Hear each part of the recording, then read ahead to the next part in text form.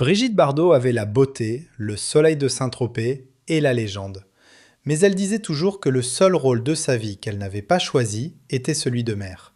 Et c'est celui-là peut-être dont elle ne s'est jamais remise. C'est l'histoire que nous racontons aujourd'hui. Pour comprendre Bardot mère, il faut d'abord comprendre Bardot enfant. Brigitte Anne-Marie Bardot naît le 28 septembre 1934 au 1 rue de la Pompe dans le 16e arrondissement de Paris. Son père, Louis Pilou Bardot, est un industriel prospère, directeur de la société d'acétylène Lamidé. Sa mère, Anne-Marie Toty Mussel, est une femme de la bourgeoisie catholique, belle, élégante, qui voue sa vie à ses deux filles, Brigitte et Marie-Jeanne, dite Mijanou, née en 1938. La famille vit dans un appartement bourgeois, avec des vacances à Louvciennes et des étés bien réglés. Pas de fantaisie. Pas d'improvisation. Brigitte commence la danse classique à 5 ans. À 13, elle est admise à l'École nationale supérieure de danse. À 15, elle fait la couverture de Elle Magazine. Et c'est là qu'elle croise le regard d'un jeune homme de 18 ans qui s'appelle Roger Vadim Plemianikov. Il la voit sur la couverture, il décide qu'il va l'épouser. Ce que cette enfance a forgé en elle, c'est une discipline du corps absolue et une liberté de l'esprit étouffée. Elle a appris à être vue, pas à être entendue, à performer, pas à exprimer. Et quand elle sera libérée, par le cinéma, par Vadim, par la célébrité, elle le sera avec une violence qui surprendra tout le monde, à commencer par elle-même. Brigitte Bardot épouse Roger Vadim le 21 décembre 1952. Elle a 18 ans, lui en a 20. C'est un homme intelligent, ambitieux, fasciné par la beauté de sa femme et par ce qu'il peut en faire. Il la dirige dans « Et Dieu créa la femme » en 1956, le film qui transforme Saint-Tropez en mythe et Bardot en symbole sexuel d'une France en train de se libérer du conformisme d'après-guerre. Mais Bardot n'est pas faite pour la monogamie bourgeoise. Elle se sépare de Vadim en 1957.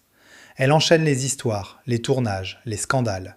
Et puis, en 1959, lors du tournage de Babette s'en va en guerre, elle rencontre Jacques Charrier. Il a 24 ans. Il est beau, il est acteur, il est amoureux d'elle avec la force tranquille des gens qui ne savent pas encore ce qu'ils ont embrassé. Ils se marient le 18 juin 1959. Et le 11 janvier 1960, Brigitte Bardot donne naissance à son unique enfant, un fils, Nicolas-Jacques Charrier.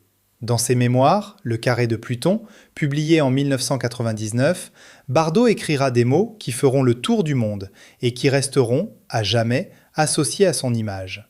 Depuis la naissance de mon fils, j'ai perdu quelque chose d'irremplaçable, mon insouciance, ma liberté.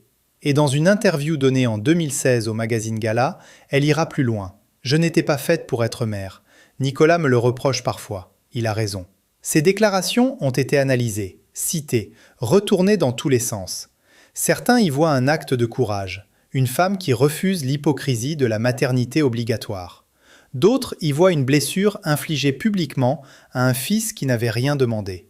La plupart voient les deux à la fois, parce que c'est probablement la vérité. Ce qu'elle n'a pas dit, ou du moins pas dans ces termes, c'est que la grossesse de 1959 à 1960 a été une période de grande fragilité psychologique.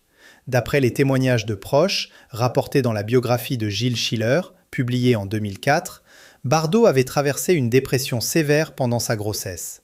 Elle se sentait piégée. Elle avait l'impression que le corps qu'elle avait consacré à être objet de désir lui échappait soudainement, se transformer sans son consentement en quelque chose qu'elle ne reconnaissait pas. Et puis la naissance avait été difficile. L'enfant avait été confié très rapidement à ses parents à lui, la famille Charrier, et à ceux d'elle, les Bardot. Brigitte était repartie tourner. Le bébé restait. Nicolas-Jacques Charrier grandit donc principalement avec ses grands-parents paternels dans une maison de Maisons-Laffitte. Il a un nom double qui dit à lui seul toute l'ambiguïté de sa situation.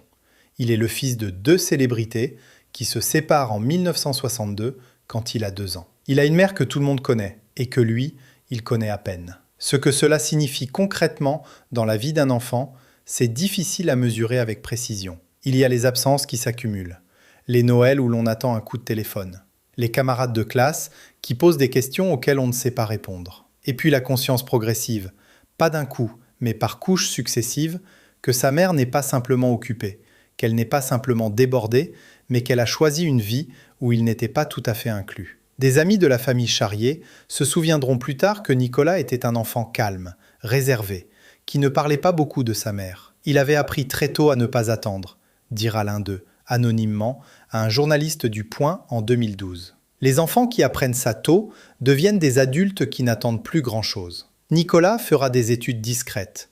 Il ne cherchera pas les feux des projecteurs. Il se mariera, aura des enfants, 2 fils, qui sont donc les petits-fils de Bardot. Il construira une vie hors de la lumière que porte son nom. Pendant que Nicolas grandit, Brigitte Bardot, elle, se réinvente. Elle tourne jusqu'en 1973, 47 films en 19 ans. Et puis, à 39 ans, elle décide d'arrêter. Du jour au lendemain. Pas de conférence de presse mémorable, pas de cérémonie d'adieu. Elle part. Et elle ne reviendra jamais. Ce qu'elle fait ensuite est l'une des reconversions les plus totales de l'histoire du show business français. Elle devient militante des droits des animaux. Pas à temps partiel, pas en signant des pétitions de temps en temps. Entièrement, radicalement. Elle fonde la fondation Brigitte Bardot en 1992. Elle vend ses bijoux, ses fourrures, ses souvenirs de stars pour financer les campagnes contre le massacre des bébés phoques au Canada. Elle se bat contre le transport des chevaux vivants. Elle interpelle les gouvernements. Elle crie, elle menace.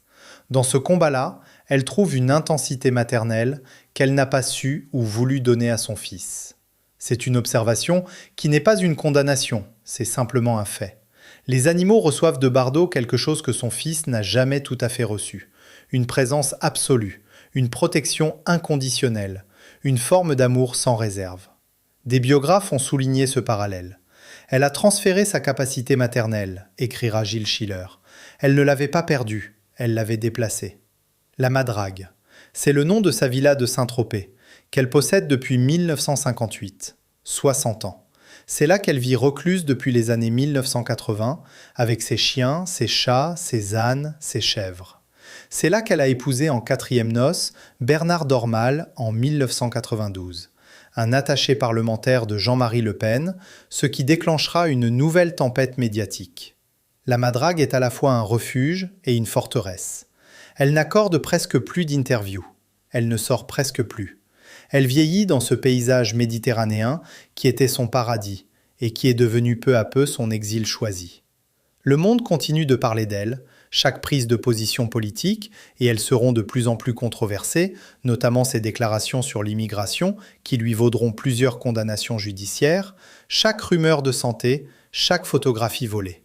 Nicolas, lui, habite ailleurs. Il n'est pas à Saint-Tropez, il n'est pas dans les médias, il est dans sa vie.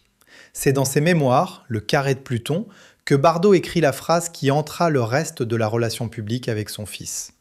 Pas exactement « je le déteste », la formulation exacte est plus nuancée mais tout aussi brutale dans son honnêteté, elle décrit la maternité comme un sacrifice qu'elle n'avait pas consenti, elle dit que la naissance de Nicolas l'a détruite en quelque chose d'essentiel, elle emploie des termes qui disent clairement que ce n'était pas ce qu'elle voulait. La presse reprend ces passages. Les titres sont moins nuancés que le texte. Bardot dit qu'elle n'aimait pas son fils. Ce n'est pas tout à fait ce qu'elle a écrit, mais c'est ce que retient le grand public. Nicolas, alors âgé de 39 ans, réagit avec une dignité qui semble avoir été acquise au prix fort. Dans une rare interview accordée à Paris Match, peu après la publication du livre, il dit simplement « Ma mère est quelqu'un de complexe. Cette complexité l'appartient. Je vis avec ça depuis toujours. » Ce n'est pas de la résignation, c'est quelque chose de plus solide et de plus douloureux.